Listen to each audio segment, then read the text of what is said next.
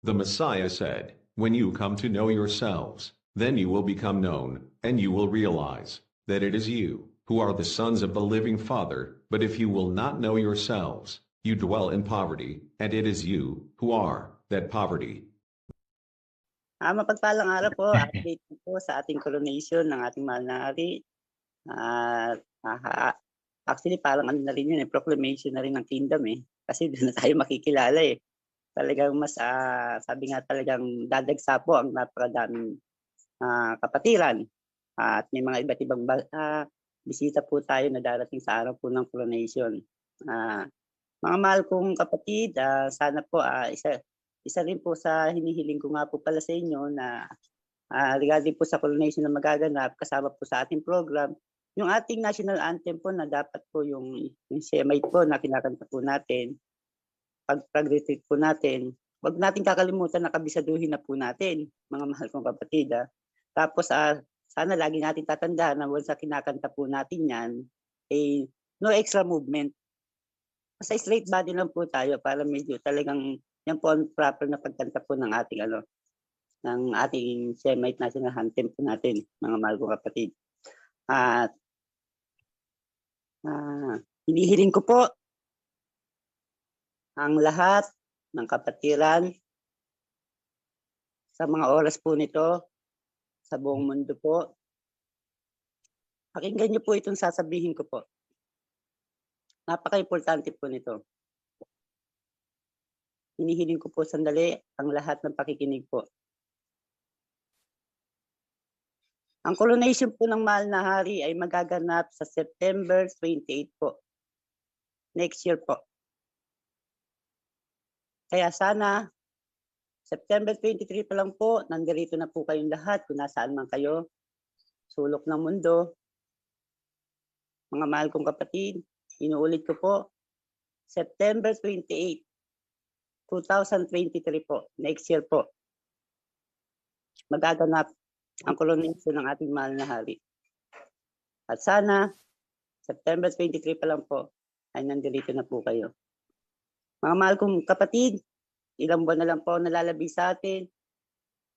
May mga kulang pa po tayo na kailangan. Pagtulong-tulungan po natin, mga mahal kong kapatid. Ang coronation po nito ay pagkapapakilala po sa ating kingdom. Hindi po ito karangalan ng isang hari. Ito po ay isang kautusan na sa atin ay ibinigay. Tanging tayo lang po ang tutupad po nito. Hindi po yan parang isang biyaya na talagang bigla na lang lalabas lahat ng pangangailangan natin. Hindi po ganun. Tayo pong lahat, mga mahal kong kapatid, ang magtutulong-tulong para maging matagumpay po ang coronation na ito. Dahil once na nagawa po natin ito ng matagumpay, magbabago po ang tingin ng marami sa atin. Hindi na po tayo lalaitin, hindi na po tayo mamalitin, mga mahal kong kapatid. Sana, mga mahal kong kapatid, focus na po tayo. Focus na po tayo. Dahil pagkatapos po ng coronation ng ating mahal na hari, malalaking event na po. Ano man ang magaganap, malalaki na po ang magaganap sa kasaysayan po ng bansang Upir o kahit sa buong mundo. Hindi na po natin hawak ang mga susunod pang mangyayari. Mga mahal kong kapatid, sana po pakatatag po tayo. Ano man yung mga nagiging problema natin sa ating kapwa kapatiran, sa loob at labas ng mga tahanan po ninyo, isantabi nyo na po, mga mahal kong kapatid. I-focus natin ang coronation. Focus natin ang ating mga sarili sa coronation, sa temple, at lalo na sa pagsunod po sa kautusan. Huwag na nating ayaw mawala pa tayo, mga mahal kong kapatid. Yan po ang gusto ng kalaban. Yung hindi natin masaksihan ang mga ganap na paghahari po din ng ating King Yahweh. Kung yan ang magiging dahilan, yung ating mga pagkakamali, ating mga kahinaan, para mailayo tayo sa Kanya, paglabanan na po natin dahil kailangan po talaga natin isundin ang Kanyang mga kautusan. kailangan po naging tapat tayo dito sa kawan. Kailangan po tayo po, mga mahal kong kapatid, na magsama-sama, magtulong-tulong po para sa pagtatayo po ng kingdom. Hindi po tayo ang magkakalaban. Tayo po ang magkakapatid. Tayo po ang sama-sama magtutulong-tulong. Kaya sana po mga mahal kong kapatid, sa napakaganda po ng mensahe ng ating mahal na Prime Minister, hinihiling ko po sa inyo mga mahal kong kapatid, huwag na po tayo mamuhay ng aayon sa ating kagustuhan. Ipaubayan na po natin ang ating alahayan na siya na ang kumilos para sa atin. Ano man ang kanyang nais para sa atin, yun po ang ating sundin. Maraming pong salamat, mga mahal kong kapatid. Kapagpalang araw po ng Sabat sa inyo lahat. Be blessed po. Salamat. Maraming salamat, Sister. Happy Sabat, Happy Holy Sabat sa inyong lahat, mga kapatid. Ako'y natutuwa sa mensahe ng ating Prime Minister kanina at sana, hangad ko lang na ito ay pumasok sa kaibuturan, sa diwa ng ating kapatiran, yung totality ng mensahe. So, I am looking forward na matapos na itong mga samot-saring mga pagkakamali, dahil yan po ay hindi maganda sa paningin ng ating alahayam. So, I gave the permission, rather the instruction, kay Priest Mark na i-announce na ang date ng coronation for the benefit of those who are in foreign countries, mga nasa abroad. Kasi kailangan nilang makapagpaalam ng as early as possible, ng mas maaga, sa kanilang mga pinagtatrabahuan, magsisecure ng mga travel tickets, documents, etc. So, ulitin ko po, September 28 will be the coronation. Mark that in your calendars. September 28. For security reasons, hindi na muna namin i-announce yung venue. That is for security reasons. Malalaman lang ng mga actual participants, yung mga a-attend, kung saan ang venue kapag sila ay nasa doorstep na mismo ng venue. So, hindi naman sila pipiringan papunta doon sa venue, but rather sila ay itatransport. Kukuha tayo ng mga transport buses na maghahatid at susundo sa place of coronation. Ngayon, importante ang September 23. So, I hope you comply with this very simple instruction. Very simple. Dapat bago ang September 23, nandito na kayo, yung mga lalahok sa coronation.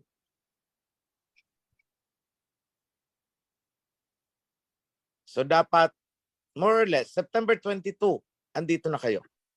So mag-adjust na kayo kung kailan kayo lilipad. Kasi ang 23 ng gabi will be the start of preparation for the kingdom. Start of preparation po yan. Remember, ang September 23 natin ng gabi will be the start of fasting for the atonement. Hindi nyo pa nga pala alam. September 23, magsisimula ang fasting natin. At ang atonement na yan, ang pagsisimula ng fasting na yan, ay simula ng paglilinis, pagbabayad sala ng ating mga kasalanan. That is Day of Atonement. At ang matatapos ang ating atonement is September 24 ng gabi. So that is 24 hours. So please comply with that because I am thinking na ang hindi sasama sa atonement ay hindi pwedeng pumunta sa coronation. So requirement ko po na lahat ng a-attend sa coronation, mga members ng Kawan, of course not including the other guests na hindi pa natin kasama, mga dignitaries, dapat ay sumailalim kayo ng cleansing, sumailalim kayo ng purification, sumailalim kayo sa atonement mula September 23 ng gabi. So pag hindi po kayo nag-comply dyan at pinush ko yung itinuloy ko yung plano ko na wag pasamahin ang hindi sumama sa atonement, then kahit na andyan na kayo, hindi kayo isasama.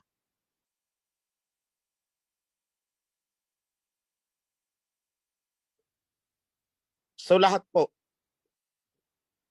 should undergo atonement, fasting, purification.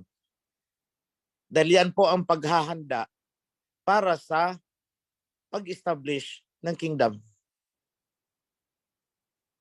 So please comply with that. So kayong mga nasa abroad, be here. 22 pa lang, dapat andito na kayo, nakasettle na kayo kung saan kayo tutuloy. Of course, we are creating mga committee na mag-aayos nitong event na to. Or we might hire an event arranger. Yung may mga ganyang event facilitators, mga kumpanya yan, na sila ang bahala hanggang sa pagpo-post ng mga security, etc., decorations, arrangement, choreography, lahat. Sila. May mga checklist na yan sila kung ano ang pati sa accommodation. Ilang tao ang darating, saang hotel magi-stay, saan i-accommodate ito, saan ito, paano ang transportation, pati sa pag-contact ng mga sasakyan, sila yun. So, tayo September 23 ng gabi,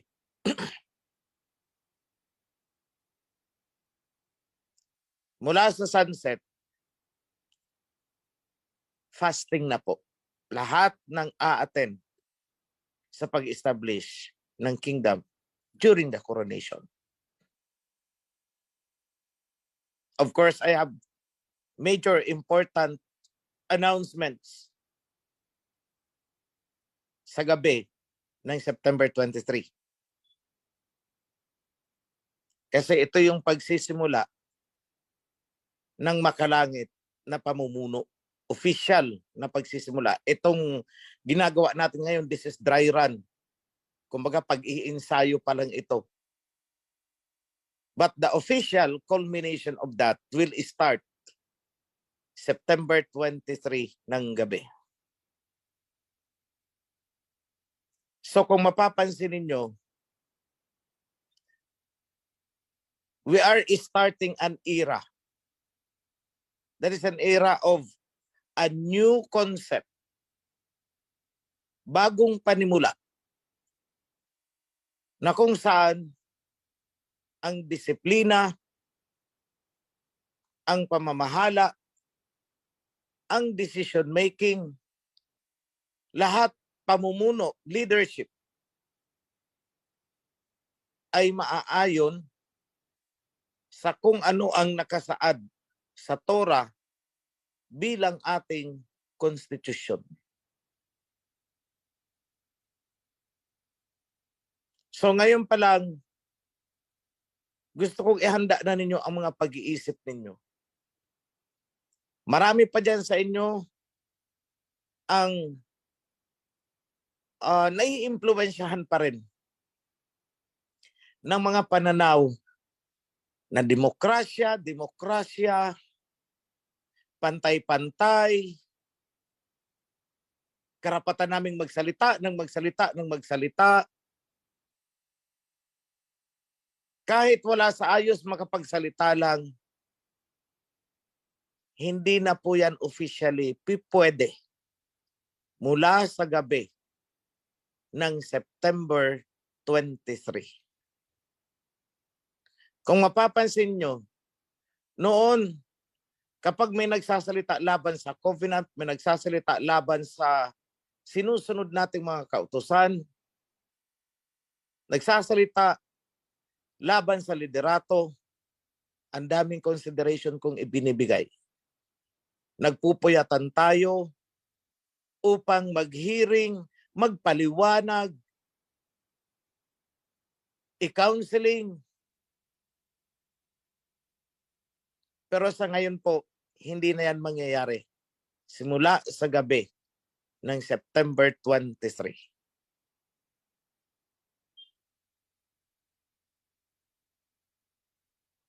Because the Constitution, the kingdom,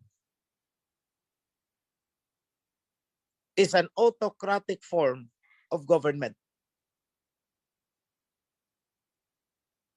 Hindi po yan democratic.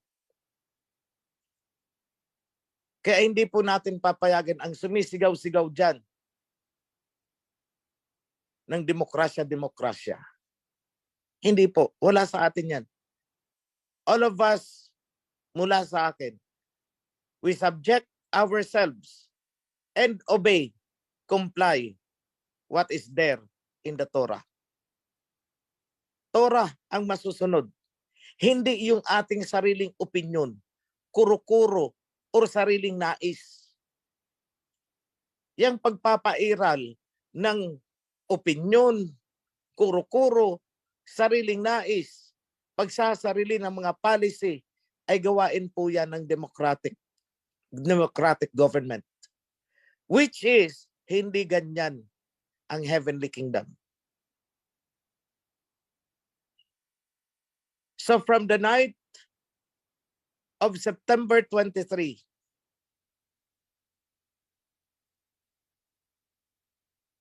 all of us will be governed by the Torah as our constitution. No if and no but. Kasama ako dyan. No if and no but.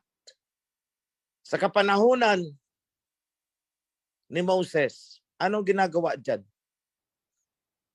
Hindi lang putol dila, hindi lang basta tagpas, hindi lang basta alis, hindi ka nakasali sa amin. Remember, pinapatay noon eh. Banggain mo ang Torah noon ay hindi ka umagahin. Although we have loosened that up, the most extreme na mangyayari sa loob ng kingdom kapag kinakalaban mo na ang konstitusyon o yung Torah, you will be kicked out from the kawan. That is the most. Kung makakabalik ka, panahon na lang ang makakapagsabi.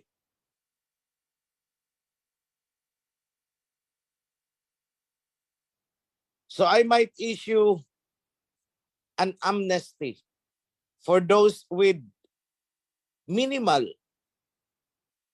or very small offense in the past na gustong bumalik.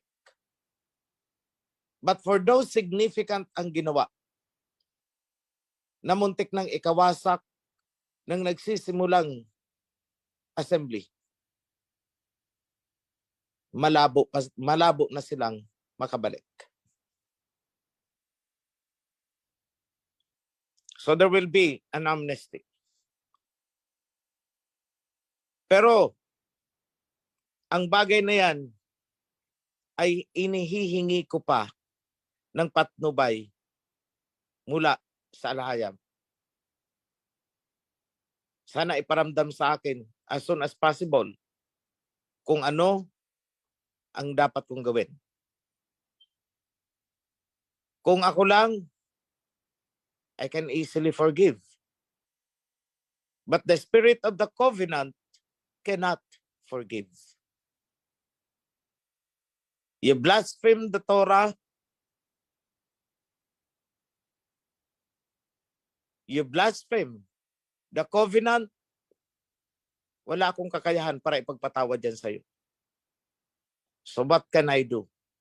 Wala. Hindi naman ako ang kinalaban mo kundi yung Torah Hindi ako ang tinitibag mo, kundi ang covenant. So how can the covenant forgive you?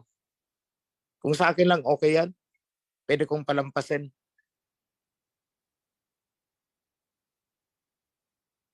But the essence of the covenant has no capacity to forgive that. Kaya ano ang sinabi ni Messiah Hawashai? Magkasala kayo sa akin, that can be forgiven. Magkasala kayo sa Ama, that can be forgiven. Pero pag nag-blaspheme ka sa Torah, nag-blaspheme ka na sa covenant, that cannot be forgiven. So magpasaway ka na, kung magpapasaway ka, wag mo lang sasalingin ang essence of the covenant.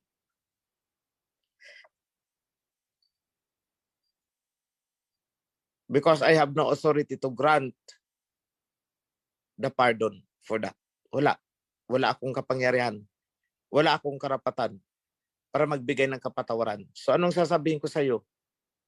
Ipanalangin mo na lang sa alahayam na patawarin ka. But for me to grant and pronounce that, hindi pwede. Dahil wala akong karapatan para gawin yan.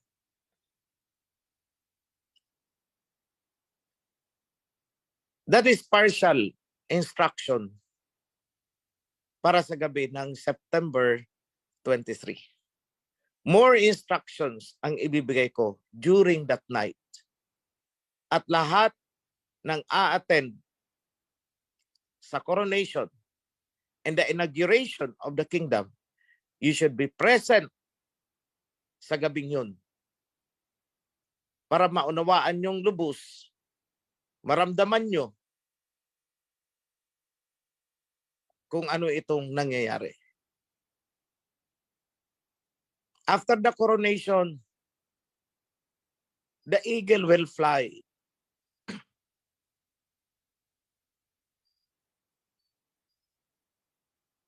Malayo ang aabutin natin.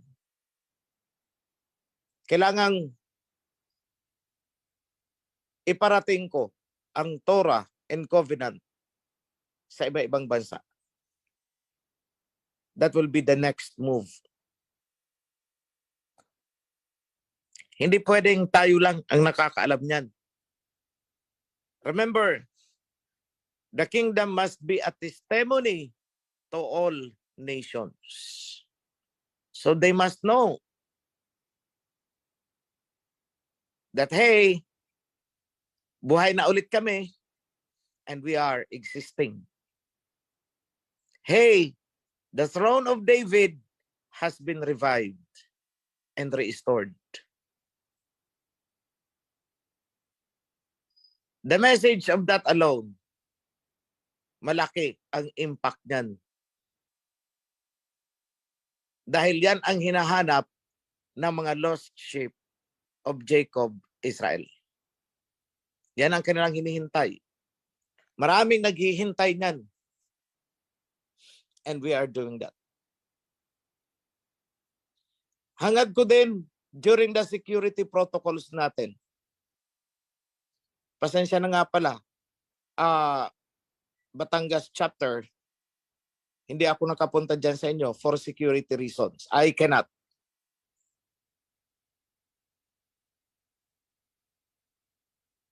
Alam niyo naman kung anong nangyari sa inyong chapter. I don't need to give details here. So for security reasons, hindi ako pwedeng pumunta. So hangad ko sa lahat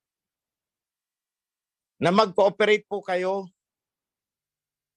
sa mga security protocols natin.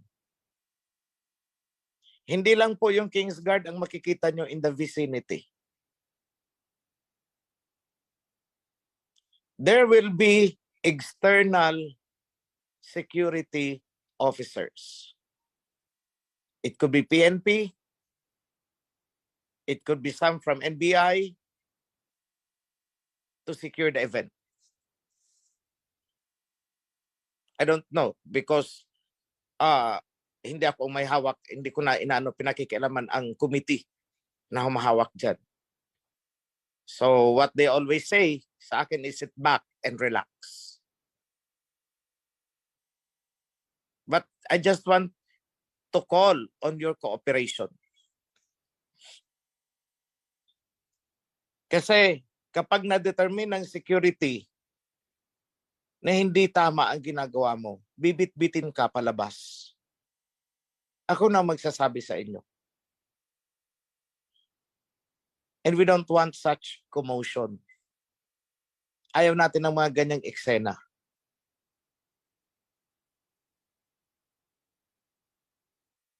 So pag sinabing, eto ang lane, dito ka dadaan, dito ang entrance, dito ang exit. Present your ID, present your ID. Comply. Yung mga walang ID dyan, magsabi na. We might be able to do something. Malayo pa. May sapat pang panahon para paghandaan yan.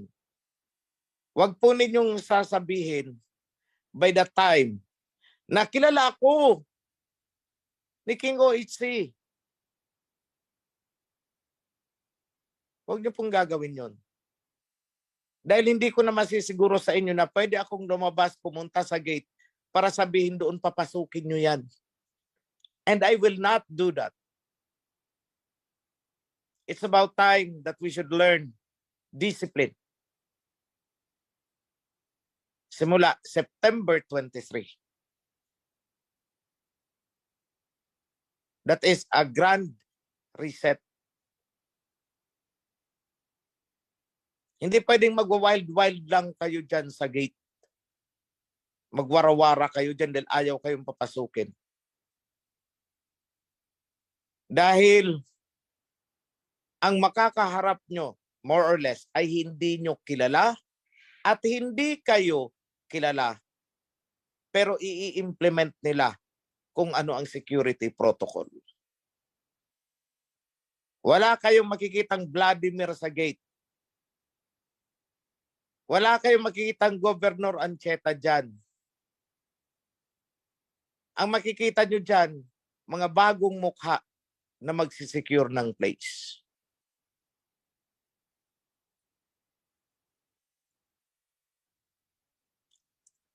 At yung taong sinasabi na asahan nyo na magbaback up sa inyo, once they are inside, doon sa holding area, hindi na sila pwedeng lumabas.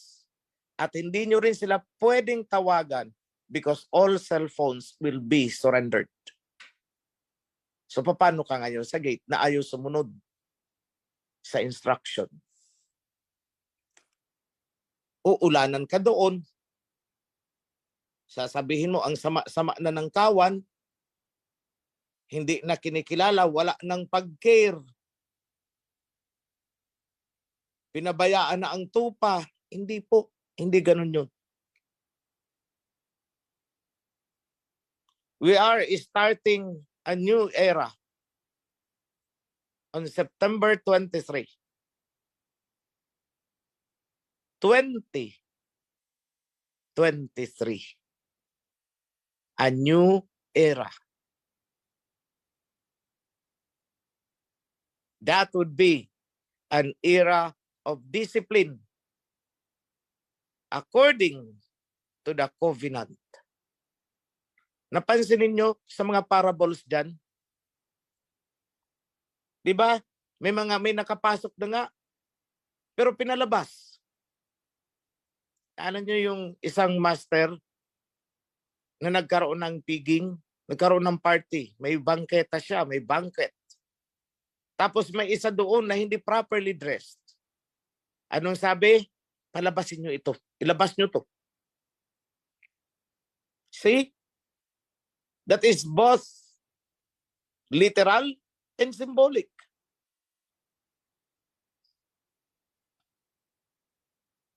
Symbolic in a sense na matigas ang ulo, ayaw sumunod sa protocol.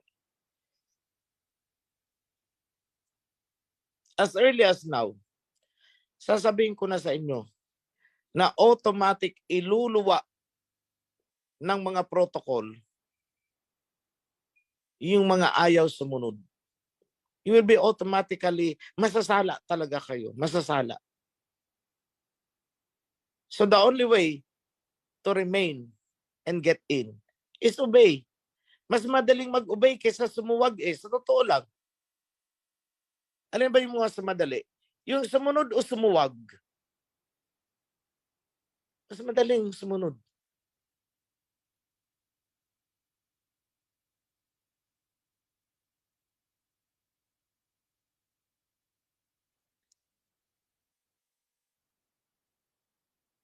So, yan lang mga kapatid ang paunang announcement. So tandaan, mark on your calendar. September 23, dapat nasa loob kayo ng gate for the atonement.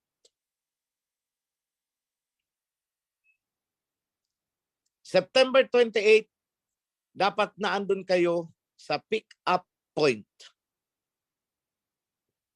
At susundin kayo doon ng service vehicle papunta sa venue. Only at the time, malalaman nyo kung saan ang venue.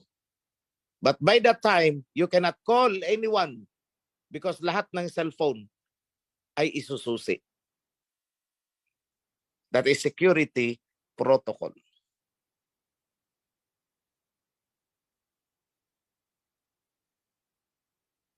Souvenir, all we will have authorized personnel to take pictures kung gusto ninyo. But you can have, the pictures will be delivered to you after the event, a day after, kung kailan tapos na. Not during the time. So outside, they will never know saan ginanap ang coronation. The broadcast will be delayed. Ibo-broadcast yan, nakaalis na muna tayong lahat sa venue. At saka pa lang yan, mabu-broadcast for the public to see. Again, that is security protocol. Obey. Huwag nyo nang tangkain dahil baka makaladkad kayo ng security officers palabas. Nakakahiya. So hindi po yan kaartihan. All of those are very much necessary. Dahil during the coronation, ang mga regalya po, pag sinumatotal mo yan, from the crown, down to the scepter, down to the sword, down to the crowns of the elders, and everything, hindi po yan bababa sa 150 million. So huwag nyo nang tanungin kung saan galing ang pera. Wala nang tanungan. Hayaan nyo mga kura, mang-intriga na mang-intriga.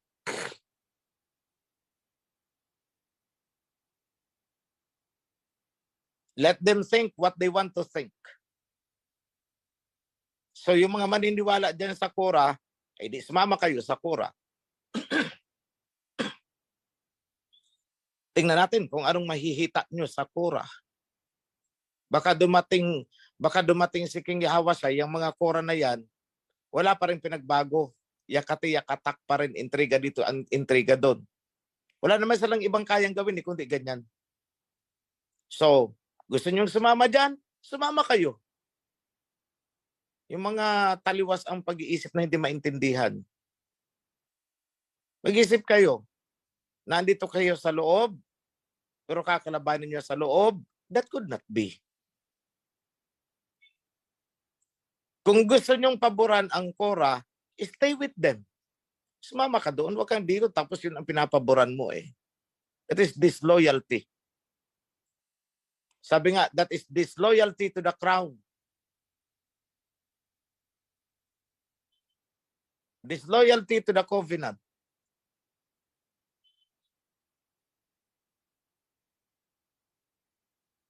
So ang mga nagfo-fall dito sa Korah ay yung mga nakikinig ng chismis.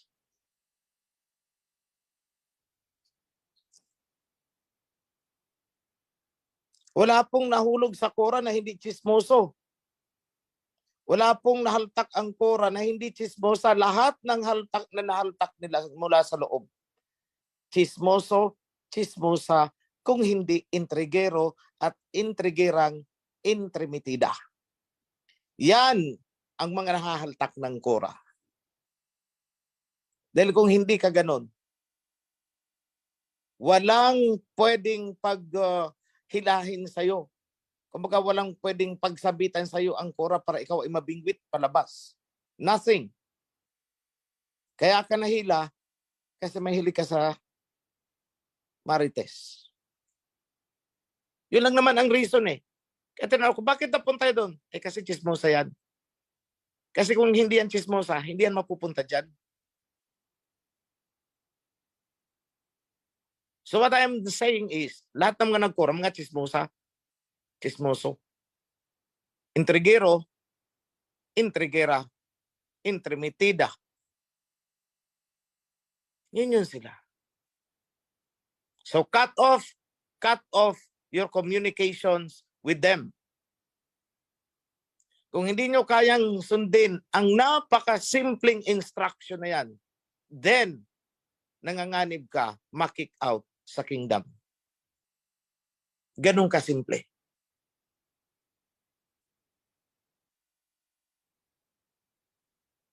Isa pang nanganib sa kingdom, yung mga laging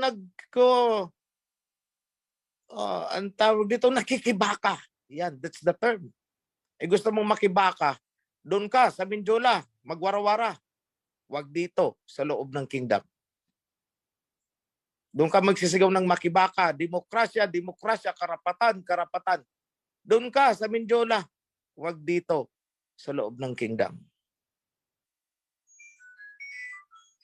Dahil dito wala naman tayong tinatagpasan ng karapatan. Mga nagwawarawara dyan ng pantay-pantay. Eh aba, kahit nga daliri mo, hindi pantay-pantay eh. Kahit nga kayo magkakapatid, hindi pantay-pantay eh. Bakit hahanapan mo na maging pantay-pantay ang nasa kingdom? Anong gusto mo? King ka rin. Mag-isip ka. Mag-isip kayong mga ganyan ang pag-iisip. Dahil sa ganyang pag-iisip, kaya nalaglag si Satanas o Lucifer. Yun. Si Satanas ang author ng pantay-pantay. Dahil gusto niyang pumantay sa aba. Ganun kasimple yun.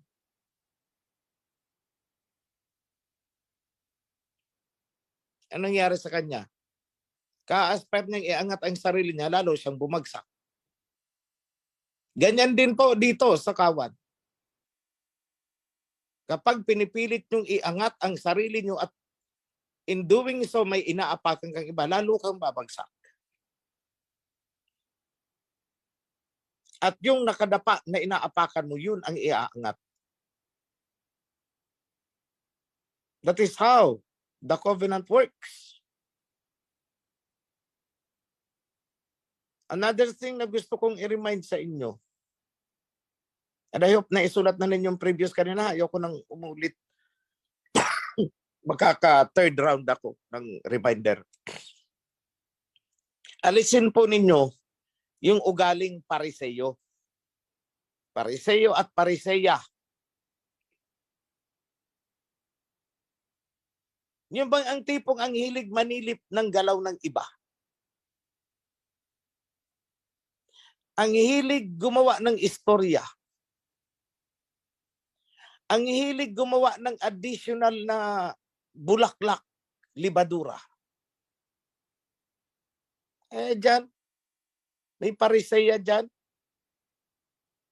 Humahalik daw sila sa sahig. Aba, kailan ko naman sinabing humalik kayo sa sahig? Kailan ko naman sinabing halikan nyo ang sahig? Di ba, pariseyo, dinadagdagan ang teaching?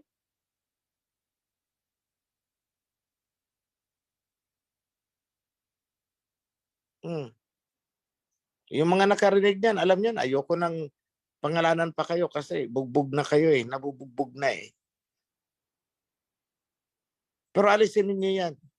Nakita lang magkasama ang isang babae at lalaki, kinumpara na kagad sa aso at karne. Pariseyo po yan na pag-uugali.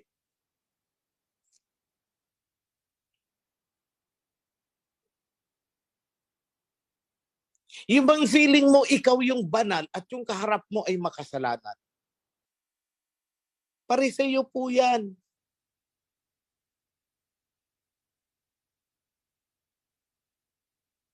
Kung maka-accuse, wagas. Tingin niya sa sarili niya, walang kupas.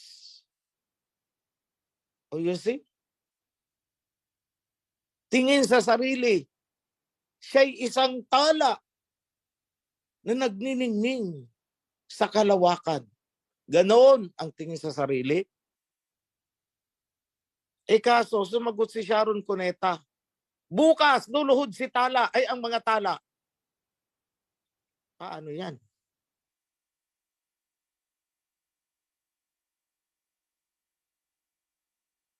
See?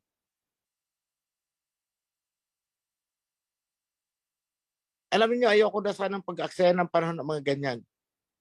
Pero gagawin ko para lang magkaroon ng sample at para lang makita ng mga priest how to process ang mga ganitong sitwasyon. They should learn.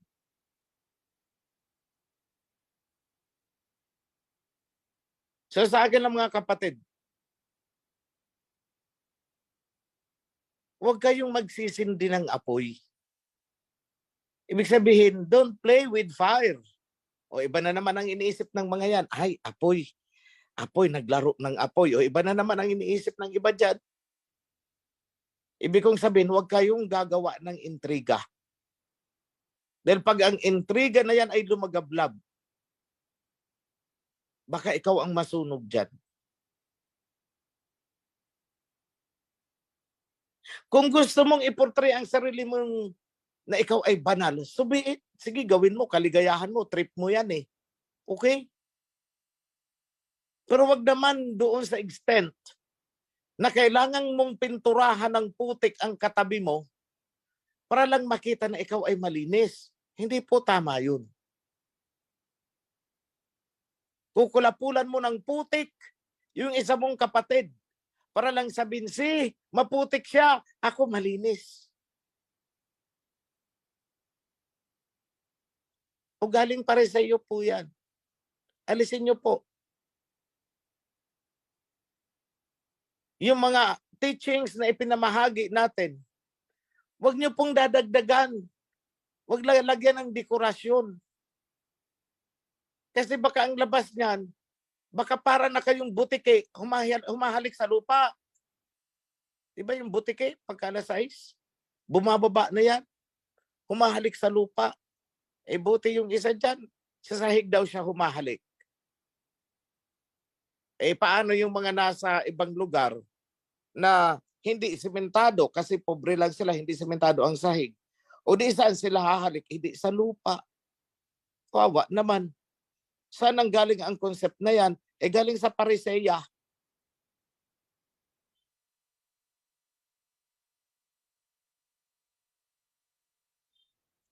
Example lang po yan.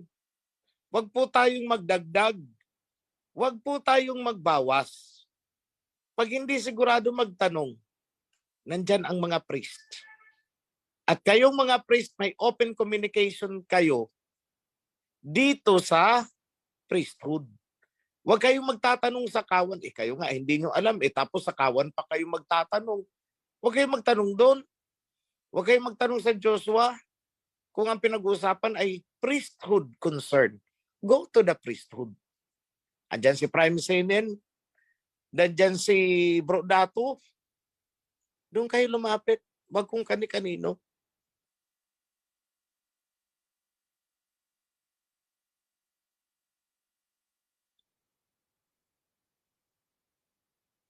So kayong mga nasa grassroots, magtanong kayo sa priest. O ikaw priest, hindi mo alam ang isasagot mo, itaas mo yung tanong. Ganun lang kasimple yun. Hindi kailangan ang eksena dyan ng mga kung anong commotion. O, nagtanong kay Sisi, ikaw Sisi, hindi mo alam ang isasagot mo. Anong gagawin mo? Hindi magpatulong ka dyan, Joshua, sino ba ang pwede kong pagtanungan ito? O hindi maituturo ka. Ganyan ang sistema sa kingdom. Alamin ninyo ang line of communication. Treasurer ka. May concern ka paano hawakan, paano mag-record. Ba, huwag kang magtatanong sa KSW. Kanino ka magtatanong? Andyan yung treasury sa taas. Your immediate supervisor is the national treasurer. Doon ka magtanong. Di ba, mga doktor, o baguhang doktor, hindi alam ang gagawin. Kaya siya magtatanong? Di sa consultant niya. Kaya may mga consultant Huwag kang magtatanong sa janitor. Ganyan po ang sitwasyon. Alam niyo, simple at practical na pag-iisip. Kailangang panatilihin ninyo para wala po tayong gulo sa kingdom.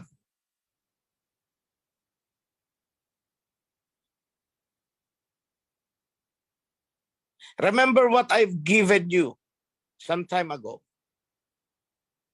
What defiles you is what is coming out from your mouth. Kaya yung mga sigaw ng sigaw dyan ay defiled. Chismis na. Ano ang nag-defile? Ay di yung chismis. Saan galing ang chismis? Galing sa bibig.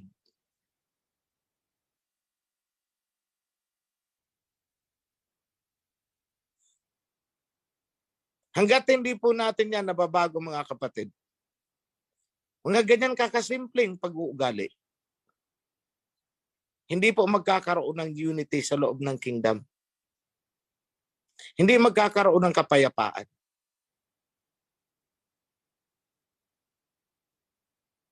For always, kakapitan ng tukso ang mga chismosa. Chismosas, mga intrimitida. Sabi ni Priest Zimmer, intrimitida. Sa kanya ko natutunan niya.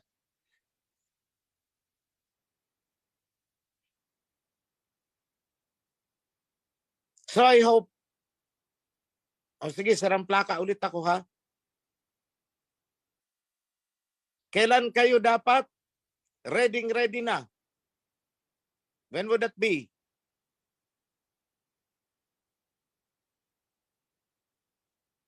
September 23 ng gabi. Ano ang meron sa oras na yan? Instructions, further instructions, and that is the start of the fasting for the Day of Atonement. Kailan ang coronation? September 28. Saan gagawin? To be announced on the day itself.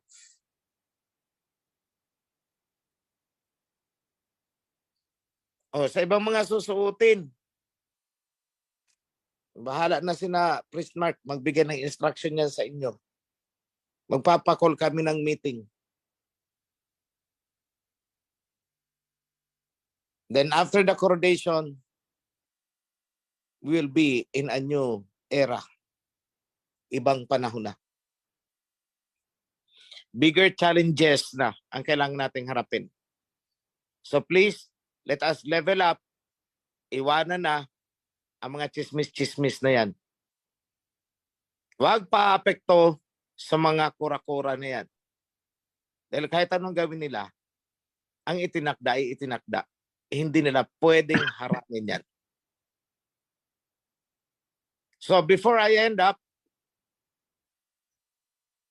allow me to extend the blessings in the name of Abba Yahweh. Sumainyo ang pagpapala, sapat na katugunan sa inyong mga pangangailangan, kagalingan sa mga may dinaramdam, physical o emotional na dinaramdam. Sumainyo ang kagalingan. Para sa mga kinakapos sa kabuhayan, sumainyo ang pagpapala na kayo ay mabigyan ng sapat na tugon, mga resources. Hindi man sobra-sobra, ngunit sapat sa pangangailangan ng inyong mga pamilya. Let me extend the blessing to the Prime Minister, to the household, pababa hanggang sa mga volunteer workers natin. Whatever need you may have, napakarami, hindi ko kayang isa-isahin. But our Father knows. Alam niya kung ano ang inyong pangangailangan. Let it be yours. Let there be peace in the kingdom. Let everyone be strong. In the name of our King of Kings, Messiah Yahweh Shai, let it be done. Yada, halalwaya, be blessed mga kapatid. Shalom.